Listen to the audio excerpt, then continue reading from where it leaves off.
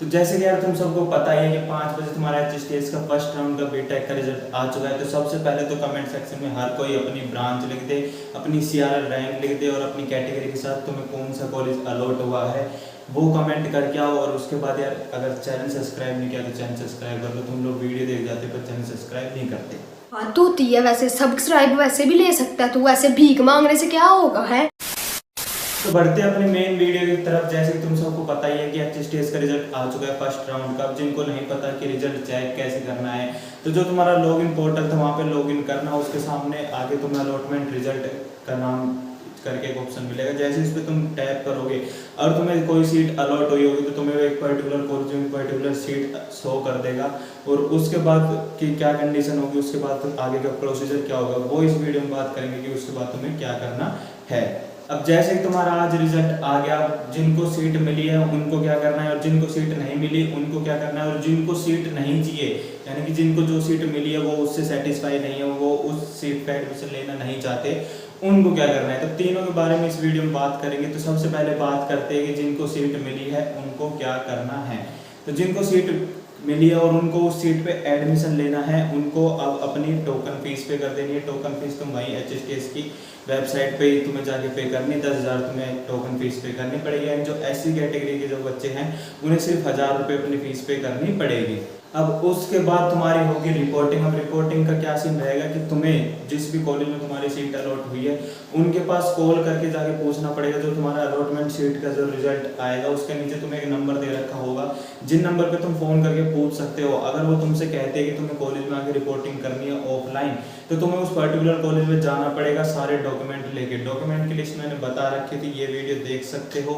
वरना HSTS के browser में जाना, वहाँ पे तुमको लिस्ट देखने को मिल जाएगी। वरना जो तुम्हारा सीट अलॉटमेंट का जो रिजल्ट आएगा वहाँ पे तुम्हारे डॉक्यूमेंट मेंशन कर रखे होंगे। तो सभी डॉक्यूमेंट तुम्हें जाके लेके जाने पड़ेंगे। और अगर तुम्हारी ऑनलाइन रिपोर्टिंग होती है तो फिर तुम्हें कुछ नहीं करना, तुम्हारे पास 2 से 3 दिन में मेल आ जाएगा तुम्हारे कॉलेज का, या तुम्हारे पास मैसेज आ जाएगा। अगर किसी डॉक्यूमेंट की कमी रहेगी तो वो खुद कॉल करेंगे तुम्हें कि बेटा इस डॉक्यूमेंट को या तो WhatsApp पे भेज दो या फिर हमारी मेल ID पे भेज दो। और अगर तुम्हें कंफर्मेशन चाहिए तो तुम उस कॉलेज में फ़ोन कर सकते हो कि मेरा इस काउंसलिंग में मेरा नंबर आया था तो मेरे पास अभी तक सीट नहीं आई है, तो मेरे को रिपोर्टिंग के लिए बता दो कि मेरे को अगर कॉलेज में आना है तो बता दो, अगर ऑनलाइन होगी तो बता दो। तो कॉल सभी कर लेना, वरना मेरे टेलीग्राम ग्रुप को ज्वाइन कर लेना। वहाँ पे तुम्हें पता चल जाएगा कि कौन से कॉलेज की ऑफलाइन हो रही है, कौन से कॉलेज की ऑनलाइन हो रही है। ये तो बात हो गई जिन बच्चों का सीट अलॉटमेंट का रिजल्ट आ चुका है, जिनको सीट मिली है और उनको उस सीट पर एडमिशन लेना। अब बात करते हैं जिनको सीट ही नहीं मिली, तो उनको क्या करना है। उनको सिर्फ कुछ नहीं करना, उनको बस अगले राउंड के लिए चॉइस फिलिंग कर देनी। तब तुम्हारे अगले राउंड की चॉइस फिलिंग आएगी, उस टाइम पे तुम्हें चॉइस फिलिंग कर देनी। तुम्हें कोई फीस पे करने की ज़रूरत नहीं है और ना ही तुम्हें कोई रिपोर्टिंग करने की ज़रूरत है। तब तुम्हारी सीट अलॉट होगी तभी तुम्हें ये सेम प्रोसीजर करना पड़ेगा। उसके बाद थर्ड बच्चों पे आते हैं जिनको सीट तो मिली है लेकिन वो उस सीट पे एडमिशन नहीं लेना चाहते। उन्हें कन्फ्यूज़न है कि अगर मैं इसकी फ़ीस पे नहीं करूँगा तो क्या मैं आगे के राउंड में पार्टिसिपेट कर सकता हूँ या नहीं कर सकता। क्योंकि जितनी भी काउंसलिंग होती है आपकी, जोसा हो गई, जैक दिल्ली हो गई, जैक चंडीगढ़ हो गई, उसमें आगे के राउंड में पार्टिसिपेट करने के लिए तुम्हें फ़ीस पे करनी पड़ती है। इस काउंसलिंग की थोड़ी अलग कंडीशन है, इसका प्रोसीजर भी थोड़ा अलग है, बहुत टिपिकल काउंसलिंग है, बहुत कन्फ्यूजन होती है।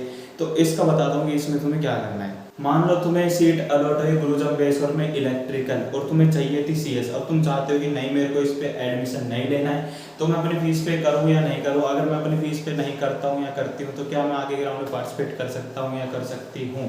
तो अगर तुम्हें वो सीट नहीं चाहिए तो तुम्हें कुछ भी नहीं करना, तुम वो सीट फीस पे मत करो, तुम्हारी सीट हो जाएगी कैंसिल। सेकंड राउंड में तुम चॉइस फिलिंग कर सकते हो।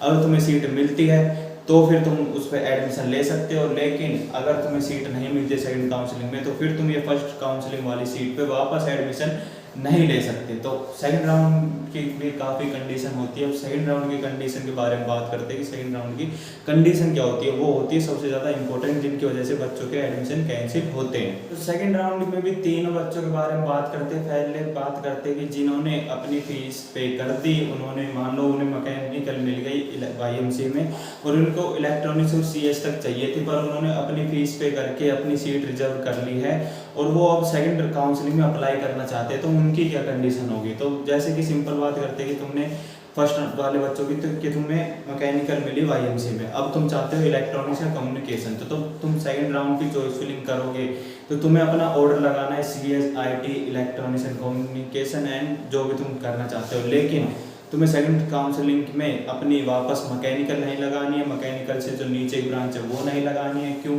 नहीं लगानी है? क्योंकि मैकेनिकल तुम्हारे पास ऑलरेडी है, और अगर नीचे की ब्रांच लगा दी और वो तुम्हें मिल गई तो तुम्हारी मैकेनिकल की सीट हो जाएगी कैंसिल, और उस पर फिर तुम वापस एडमिशन नहीं ले सकते। तो अपग्रेडेशन में अपनी चॉइस फिलिंग करनी है CS IT ECS EC।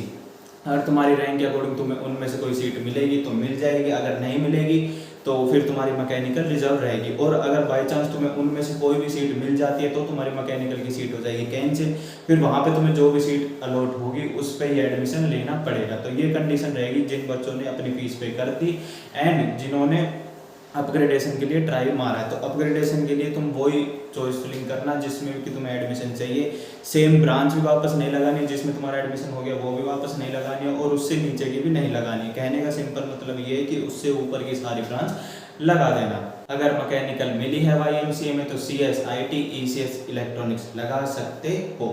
उसके बाद बात करते हैं कि जिन बच्चों को सीट ही अलॉट नहीं हुई उनको सेकंड राउंड में क्या कंडीशन फेस करनी पड़ेगी। तो उन्हें कुछ नहीं करना, सिंपल अपनी जैसे तुमने फर्स्ट चॉइस फिलिंग करी थी उसमें अगर तुम्हें कुछ लगता है कि नहीं मेरे को इसमें चेंज करने तो चेंज कर सकते हो, अगर वही सेम रखनी है तो वही सेम रख सकते हो। मेरे अकॉर्डिंग तुम्हें थोड़ा बहुत चेंज करना चाहिए ताकि तुम्हारा कम से कम एडमिशन तो हो ही जाए, क्योंकि क्या पता तुमने बहुत हाई प्रेफरेंस की चॉइस फिलिंग कर रखी हो जो कि तुम्हारे रैंक के अकॉर्डिंग तुम्हें मिल ही ना पाए। तो अपनी चॉइस फिलिंग में थोड़ी एडिट करना ताकि तुम्हारा एडमिशन हो जाए। तो सेकंड जिनको सीट नहीं मिली उनकी बहुत सिंपल कंडीशन है, उन्हें कुछ ज़्यादा फेस करने को नहीं मिलेगा। थर्ड बच्चों बात आते हैं जिनका है बहुत ही ज़्यादा रिस्की काम। अब जिन्हें आज सीट मिली उन्होंने फीस पे नहीं करी, अब उन्होंने सेकंड राउंड में अप्लाई कर दिया पर उन्हें वो सेकंड राउंड में भी कोई सीट नहीं मिली। अब वो सोच रहे कि मेरे को जो फर्स्ट राउंड में सीट मिली थी मैं उस पर ही एडमिशन ले लेता हूँ। तो ऐसा नहीं हो सकता। अगर तुम एक बार सेकंड राउंड में अप्लाई कर देते हो बिना फीस पे करे तो तुम्हारी सीट हो जाती है कैंसिल, और अगर तुम्हारे सेकंड राउंड में कोई सीट अलॉट हो जाती है तो भी तुम्हारी फर्स्ट राउंड की सीट हो जाती है कैंसिल। तो अगर तुम्हें अपनी सीट रिजर्व करनी है, तुम्हें सेव करनी है कि नहीं अगर मेरा एडमिशन हो जाए सेकंड काउंसलिंग में तो ठीक है, वरना फर्स्ट वाली तो सेफ रहेगी, तो तुम्हें फीस पे कर देनी चाहिए। यही सबसे बढ़िया सेफ ऑप्शन है, क्योंकि तुम अभी फीस पे नहीं करते और सेकंड काउंसलिंग में अप्लाई कर देते हो और तुम्हें वहाँ पे भी कोई सीट नहीं मिलती है तो फिर तुम्हारे पास एक स्पोर्ट राउंड का ऑप्शन रह जाएगा। तो इसलिए सेफ साइड के लिए यही है कि अभी फीस अपनी पे कर दो, सीट रिजर्व कर लो। अगर तुम्हें सेकंड काउंसलिंग में कोई सीट अपग्रेडेशन में मिल जाती है तो ठीक है, नहीं मिलती तो तुम इस फीस को रिफंड भी करवा सकते हो। काफी बच्चों को मेरे पास क्वेश्चन आ रहा था भैया 10,000 हमारी फीस है या ये रिफंडेबल है या नहीं। तो ये जो 10,000 तुम्हारी फीस है ये रिफंडेबल है, तब तुम्हारी HSTS की काउंसलिंग हो जाएगी। उसके बाद HSTS की पर्टिकुलर डेट आएगी, उस डेट से पहले तुम अपना एडमिशन विड्रॉल करवा सकते हो। तुम्हें पूरी फीस मिल जाएगी। कुछ डिडक्शन होएगा तो 1000 से 500 रुपये का डिडक्शन होएगा, वरना पूरी फीस तुम्हारी रिफंडेबल हो जाएगी। तो ये तुम्हारी पूरी कंडीशन रहेगी सेकंड काउंसलिंग के लिए। रिपोर्टिंग के लिए सिंपल मैंने बता ही दिया है कि कल तुम जिस भी कॉलेज में तुम्हारा एडमिशन हुआ है उनमें फ़ोन करना, उनसे पूछना फिजिकल आना है तो वो बता दो, ऑनलाइन होगी तो वो बता दो। जिन्हें सीट अलॉट हो गई है वो अपनी फीस पे कर दो, और रिपोर्टिंग के लिए कॉलेज फ़ोन कर दो। जिनकी सीट पे फीस पे नहीं हुई है, मतलब जिन्हें सीट अलॉट नहीं हुई है उन्हें कुछ नहीं करना, उन्हें सेकंड काउंसलिंग में वापस अप्लाई कर देना है। जिनकी सीट अलॉट हो गई है लेकिन एडमिशन लेना नहीं चाहते वो अपने रिस्क पे ये चीज़ देखें कि अगर तुम्हें ये लगता है कि नहीं मेरा एडमिशन नहीं होता तो भी कोई प्रॉब्लम नहीं है तो तुम अपने फीस पे मत करो। और तुम्हें लगता है कि नहीं यार सेफ साइड के लिए फीस पे कर देनी चाहिए तो फीस पे कर दो, वो तुम्हारी रिफंड हो जाएगी। तो एक छोटी सी वीडियो बनानी थी, होप तुम्हारे लिए हेल्पफुल होगी। काफ़ी बच्चों के डाउट क्लियर हो गए होंगे। तो फिलहाल के लिए सिर्फ इतना ही, धन्यवाद।